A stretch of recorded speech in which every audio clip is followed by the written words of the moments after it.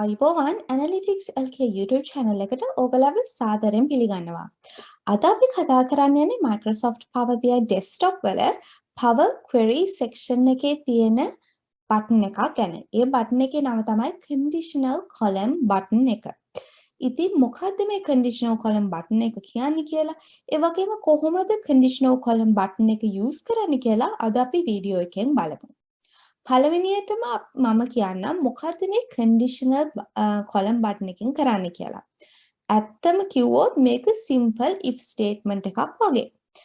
අපි මීට ඉස්සෙල්ලා if statements කරලා තියෙනවා වීඩියෝස් කිහිපයක. ඉතින් මේ if statements වල concept එක අවබෝධ කරගෙන නම් අපි දන්නවා මොකද්ද මේ if statement එක කරන්නේ කියලා, ඒ වගේම මොකද්ද එකකින් වෙන්නේ කියලා. ඉතින් conditional column button එකකිනුත් වෙන්නේ ඔය if statement එක අපි formula එකක්වත් මොකක්වත් type කරන්නේ නැතුව අපි buttons click කරලා drop downs වලින් දේවල් select කරලා කොහොමද conditional column එකක් අපේ data set එකට හඳුනා ගන්න කියලා තමයි මේ conditional column button එකෙන් වෙන්නේ. ඉතින් අපි lesson එකට යන් දැන් කොහොමද conditional column button එක use කරන්න කියලා. මම Power BI desktop file එකක් open කරලා තියෙන්නේ දැන්. මම මේකට Excel workbook එකක් import කරන්නයි දැන් යන්නේ. මේ Excel workbook එකේ මම මේ sheet 1 කියන sheet එකේ තමයි මගේ තත්වය තියෙන්නේ. මම ඒක select කරා. ඊට පස්සේ මෙන්න මේ තියෙන මගේ පොඩි table එක. දැන් මට මේ table එක මට load කරන්න පුළුවන්. හැබැයි මට කෙලින්ම යන්න ආසයි දැන් Power Query editor එකට. එතකොට අපිට ඒකේ තමයි ඒ button එක තියෙන්නේ. ඒ නිසා අපි ඒ editor එකට ගිහින් යන්න transform data කියන එක click කරන්න පුළුවන්. එතකොට ඔයාට Power Query editor එක open වෙනවා. මෙහෙම තමයි Power Query editor එක තියෙන්නේ. මෙතන sheet අපේ table එක තියෙනවා. ඒකේ නම sheet 1 කියලා තමයි නම් වෙලා තියෙන්නේ.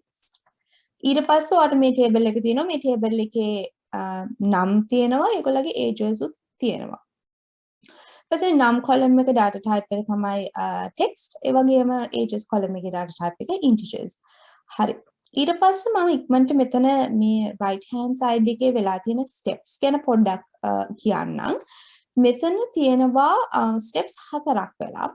මේ steps මම කරපු දේවල් නෙමෙයි ඕනකමේ. ඒ කියන්නේ මම මේක load කරනකොට මේ steps Microsoft Power BI detect කරපු steps, right? පළවෙනි step එකට අපි ගියොත් source step එක. එතකොට ඔයාගේ මේ view එක change වෙනවනේ. ඒ මොකෝ source step එකෙන් අපි කරන්නේ අපි අර පළවෙනියට මම ගිහින් මගේ ෆයිල් එක select කරානේ. මගේ Excel ෆයිල් එක select කරපු එන්නේ step එක තමයි මේ source step එකෙන් වෙලා තියෙන්නේ. කොහොමද ඔයාගේ දත්තේ source කරේ කියලා. ඊට පස්සේ navigation step එකක් තියෙනවා. මතකද මම ගියා sheet 1 click කරන්න. අන්නේ sheet 1 click කරපු එක තමයි මේ navigation step එකෙන් වෙලා තියෙන්නේ. ඒක click කරාම මට මගේ view එක මෙන්න මේ විදිහට. sheet 1 එකේ ඒගොල්ලා මේ name උයි age උයි column headers හැටියට තාම අඳුනගෙන නැහැ. ඒක ඒගොල්ලා automatically ඊට පස්සේ හඳුනාගෙන තියෙනවා මේ promoted headers step එකේ. එතකොට ඒගොල්ලෝ ඒ name and age එක promote කළේ column headers හැටියට. ඊට පස්සේ මෙතන change type එකක් වෙලා තියෙනවා. අපේ names text type එකට change වෙලා auto detect වුණාට පස්සේ ages උත් integers වලට change වෙලා detect වුණාට පස්සේ ඔන්න ඔය steps ටික තමයි Power BI දැන්ට record කරගෙන තියෙන්නේ. ඊට පස්සේ අපි දැන් අපේ conditional column එක add කරාම තව step එකක් මෙතනට add වෙයි. හරි. දැන් අපි යන් කොහොමද මේ conditional column එක දාන්නේ කියලා. පළවෙනිට මම කියන්නම් මට මොකද්ද ඕනේ මේ conditional column එකෙන් කියලා. මට මෙන්න මෙතනට column එකක් ඕනේ. මේ column එකේ මට ඕනේ age category එක හඳුනා ගන්න. ඒ කියන්නේ කෙනෙක් above 50ද 50 years of age ද එහෙම නැත්නම් under 50 ද කියලා. ඒ වගේම මට මෙතන issue එකක් තියෙනවා මේ ජෝර්ජ්ගේ age එක -6. මේක වැරදිච්ච age එකක්. වැරදිලා තියෙන age එකක්. මේ වගේ data sets එක වැඩ කරනකොට ඔයගොල්ලෝ data cleansing stage එකේ මෙන්න මේ වගේ errors address කරන්න ඕනේ. හැබැයි දැන් මේ උදාහරණයට මට මේ error එක තියාගෙන කරනවා. මොකද මට මේ උදාහරණයට මේ error එකේ identification එකකුත් අවශ්‍ය නිසා. ඒ නිසා දැන් අපි කොහොමද අපේ conditional column එක දාන්න කියලා. අපි යන්නේ add column කියලා ගහලා conditional column කියලා click කරා. conditional column කියලා click කරාට පස්සේ මෙතන වැටෙනවා custom column ඒ කියන්නේ මෙහෙම පොඩි window එකක්. ওই window එකේ මෙතන column name එකට ඔයාට ඕන column name එකක් දාන්න පුළුවන්. අපේ column name එක අපි දාමු age category කියලා. ඊට පස්සේ මෙතන තියෙන if statements මෙහෙම අපිට add කරගෙන යන්න අපිට අවශ්‍ය විදිහට right. ඉතින් අපි දැන් බලමු කොහොමද අපේ පළවෙනි if statement එක සකසා ගන්න කියලා. right. අපිට ලියන්න දෙයක් නැහැනේ. හරි. අපිට ඕනේ if age මේ column drop down එක ගම age එක වෙන්න ඕනේ equals to 50 නම් අපිට ඕනේ ඒගොල්ලා 50 years of age කියලා category එකට වැටෙන්න. එහෙම නැත්නම් ඔයාලට add කරන්න පුළුවන් තමයි. Now age is greater than 50 නම් ඔයාලට පුළුවන් මෙයාගේ මේ category එක කරන්න above 50 කියන category එකට. ඊට පස්සේ ඔයාලට ආයෙත් close එකක් දාන්න පුළුවන්. age is less than 50 කියලා. එතකොට මේක under 50 කියන category එකට තමයි වැටෙන්නේ. එහෙම නැත්නම් අපි මේක blank තියමු දැන්ට.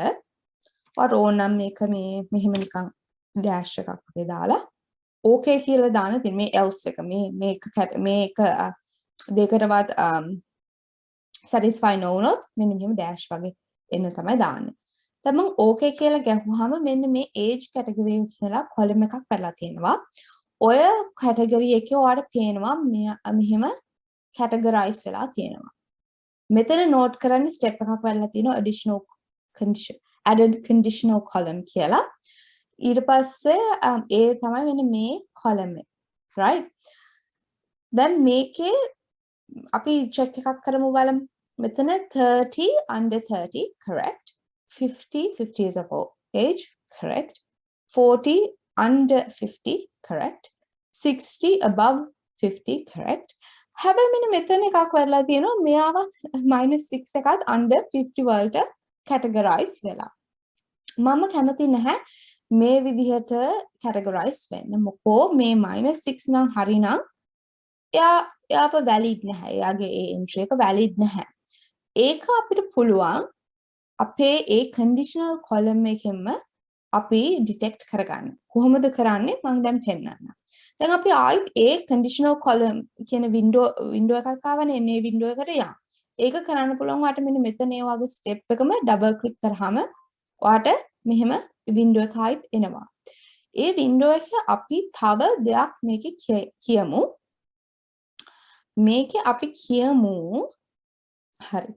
දැන් අපිට කියන්න ඕනේ මේ age එක less than 0 නම් මේක invalid. ඒ කියන්නේ මේකට dash එකක් දාන්න. ඒක කරන්නේ else if age is less than 0 එහෙනම් dash. okay? දැන් මේක දාලා අපි බලමු මොකද වෙන්නේ කියලා. දැන් මේකේ වෙනසක් වෙන්නේ නැහැ. ඇයි වෙනසක් වෙන්නේ නැත්තේ කියලා අපි ආයෙත් ඒ window එක open කරලා බලමු. මොකද දන්නවද? දැන් මේකේ තියෙන්නේ order එක matter වෙනවා. මොකෝ computer එක හරි power BI ඒගොල්ලෝ read වෙන්නේ උඩ ඉඳන් පල්ලෙහාට. එතකොට අපි හිතමු අපිට bucket එකක් තියෙනවා. මේ bucket එක මේ තමයි අපේ bucket එක. මේ bucket එකෙන් first ඒගොල්ලෝ classify කරන්නේ මෙන්න මේගොල්ලෝ. if age is equal to 50. එතකොට ඒගොල්ලෝ මේකේ පල්ලෙහාට යනවා 50 කවුද? මෙන්න මෙයා. එතකොට එයාගේ මොකද වැටෙන්න ඕනේ 50 years of age. දැන් මෙයාව already classified. දැන් මෙයාව count වෙන්නේ නැතුව ඒගොල්ලෝ next step එකට යනවා. if age is greater than 50 කවුද greater than 50 මෙන්න මේද මෙයා විතරයි sorry මෙයා විතරයි එතකොට above 50 කියලා වැටෙනවා. එතකොට මෙයාව count වෙන්නේ නැහැ දැන් මෙයාව count වෙන්නේ නැහැ next step එකට යනකොට less than 50 එතකොට මේක ආයෙත් උඩින් පල්ලෙහාට යනවා right ඊට පස්සේ එයා බලනවා මෙයා 50ද less than 50 or මෙයාත් less than 50 yes මෙයාත් less than 50 ඔන්න ඔයගොල්ලෝ ඔක්කොටම under 50 වැටලා එතකොට දැන් මේ ස්ටෙප් එකේදී මෙයා less than 50 වුණාම under 50 වුණාම මේ ස්ටෙප් එකේදී මෙයාව already classify වෙලා මෙන්න මේකට. එතකොට මේ ස්ටෙප් එකේදී මේ කවුරුත් consider වෙන්නේ නැහැ. මොකද ඔක්කොම කට්ටිය මේ ඉස්සරහා ස්ටෙප්ස් වල classify වෙලා. එතකොට කරන්න තියෙන්නේ මෙන්න මෙයා මේ ස්ටෙප් එක අපිට තියෙන්නේ ටිකක් උඩකට දාන්න. එතකොට ඒ එක ස්ටෙප් එක මුලින්ම සඳහන් වෙනවා. එතකොට මම මේක දැන් move up කරනවා. මේක තමයි අපේ අර catch කරන step එක. එතකොට අපි ආයෙත් ඒ logic එක ඔළුවේ ගියොත් equals to 50 මෙයාව count වෙලා එයා යනවා. ඊට පස්සේ greater than 50 මෙයාව count වෙලා මෙයා යනවා. ඊට පස්සේ is less than 0 ආයෙත් ඔන්න ඕක යනවා. මෙයාව විතරයි count වෙන්න මෙයා යනවා. එතකොට මෙයාව හරියට මෙන්න මේ classification එකට වැටෙන්න ඕනේ. හරිනම් ඊට පස්සේ ආයෙත් less than ආයෙත් උඩින් යනවා. ආයෙත් less than 50 නම්. දැන් මේගොල්ලෝ less than 0 නෙමෙයිනේ. ඒකට ඒගොල්ලෝ තාම ඉන්නවා අපේ බකට් එකේ. ඊට පස්සේ less than 50 කට්ටියව under 50 එකට වැටෙනවා. ඊට පස්සේ අනිත් ඔක්කොම මෙන්න මේ ඉතුරු වෙච්ච ඔක්කොම කට්ටියව මෙන්න මේ dash එකෙන් වැටෙනවා. එතකොට අපි බලමු okay කියලා ගහලා මොකද්ද වෙන්නේ කියලා. ඔන්න හරි. දැන් ඔන්න අපේ හරියට age categories වැටලා මෙයාව මේ dash එකක් හැටියට වැටලා. දැන් ඔන්න ඔහොම තමයි conditional column එකක් ලේසියෙන් කරන්නේ.